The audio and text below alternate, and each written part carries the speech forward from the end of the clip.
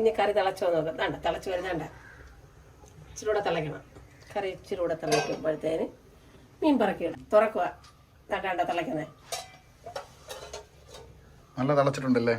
തിളച്ച് ഇനി മീൻ പറക്കിയിടുക. വങ്കട തിന്നാൽ സങ്കടം തീരും. അതുകൊണ്ട് നമ്മൾ വങ്കട എന്ന് മേടിച്ചേക്കുന്നത്. നോമ്പൊക്കെ ആയതുകൊണ്ട് വൈകിട്ട് ഇച്ചിരി മീൻകറി വങ്കട വയ്ക്കാന്ന് വെച്ച് അങ്ങനെ പറക്കി അങ്ങനെ ഇടുക. പറക്കിയിട്ടു. മീൻ ഒന്ന് ഇത് അരപ്പി പിടിക്കാൻ വേണ്ടി ഒന്ന് ചെറുതായിട്ട് ഇതാക്കി കൊടുക്കും.